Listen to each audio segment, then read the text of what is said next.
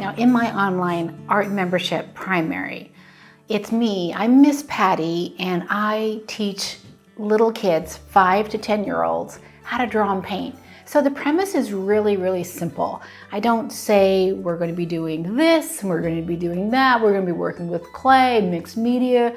It's for everybody. Yes, bring the whole kid, the whole family. So no, children 5 to 10, draw, paint. Make it really clear.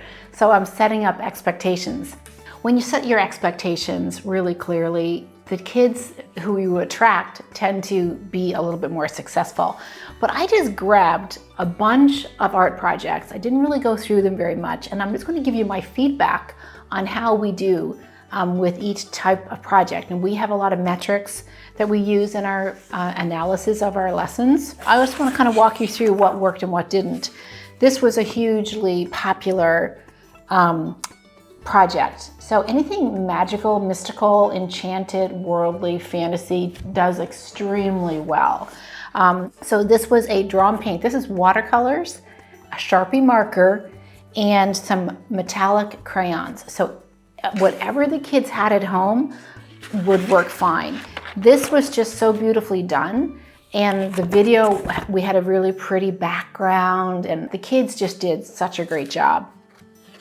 Projects like this, these do really well in school, but kids don't get that excited about them when it's up to them to kind of log into the online class and press play. Like this, would you rather do this or this as a kid? So even though this is super successful in a classroom, when it's teacher-led and everyone's doing the same thing, it doesn't really go over that well, which is why I'm doing this video, is to kind of show you what does it matter what you create? It kind of matters. Here is a project we did during a live Zoom class. So this is super simple. It was basically taking a white piece of paper, we folded it in half, we made a rainbow, and then we just used whatever paint they had. So everyone has crayons and everyone has some type of watercolor paint. Watercolor paint is the most popular home material.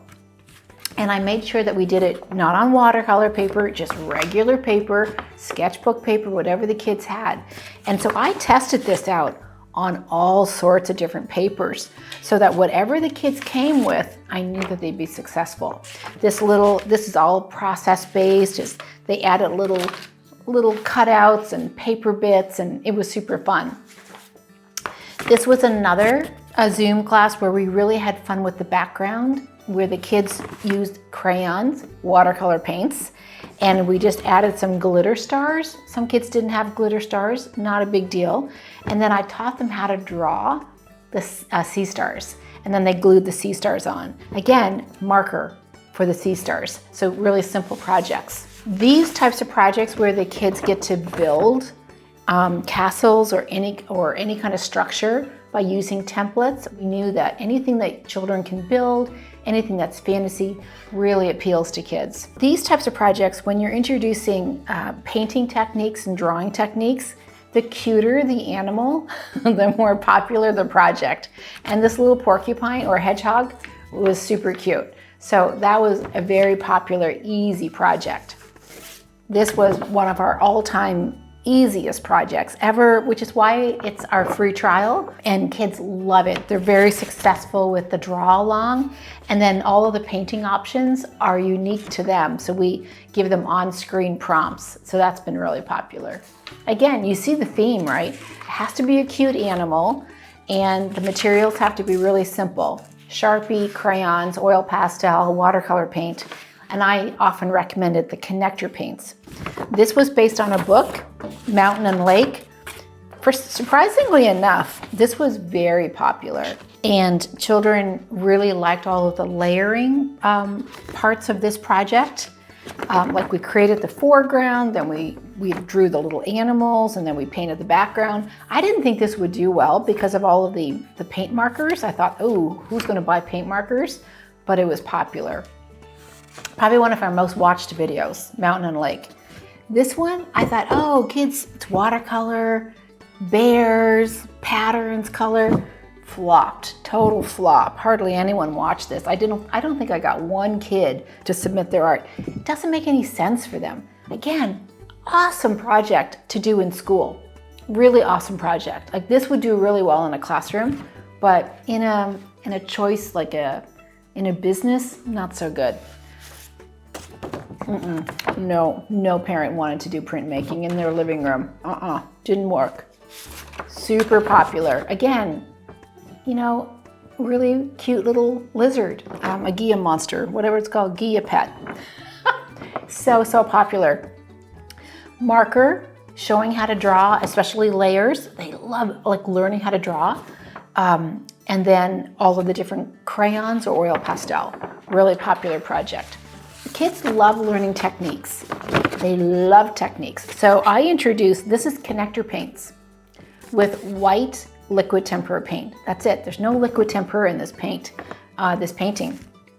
Beautiful swan, right? So it's all about learning how to use just plain old watercolors, but making these beautiful willow tree limbs dripping into the pond and the reflection of the pond. My gosh, whenever you can create a magical technique, kids really, really love. We created this cute little firefly. I loved it, but it didn't do very well because there's too many things that parents don't have at home. Glitter, no parent is going to get out glitter in their living room. No. So we kind of had to change that up. It's a classroom project, not necessarily an online class project. Oh, I thought, we can learn watercolor techniques and do a triptych with leaves. Boring. It was boring for kids at home. They're like, no way, I do that in school. Which, by the way, it's fine to do in school. You're teaching techniques.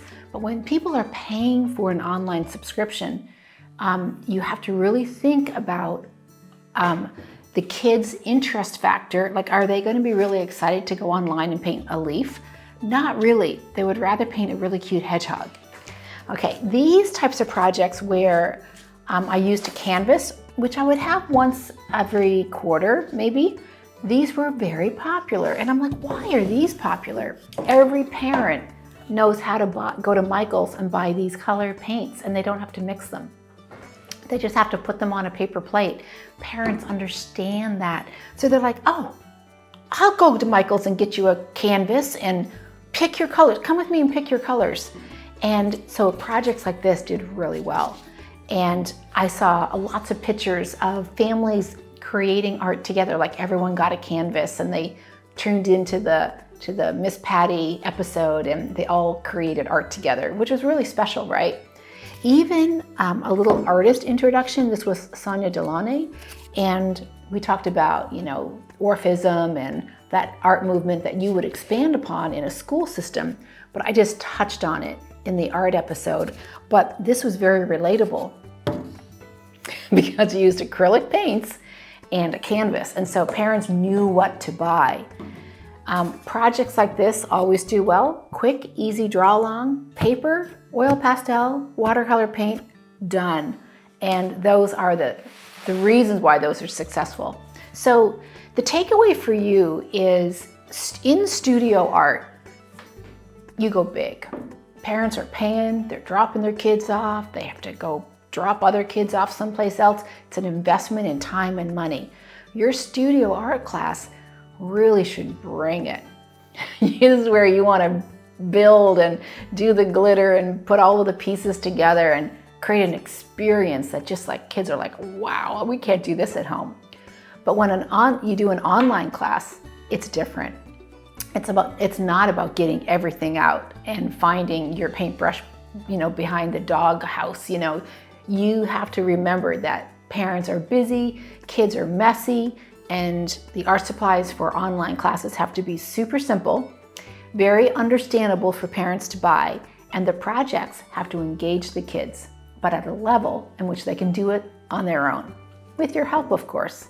So I hope this helps you. I would love to carry on this discussion because these are the questions you should be asking, is what projects are best for, online teaching or to introduce to this particular group? Those are the questions that are really, really great because it helps you learn the differences about creating an experience as a business that people pay you for. It's a lot different than a classroom experience. Okay, so I hope you enjoyed this one. I loved looking back at all of the Primerry projects. It's been a lot of fun.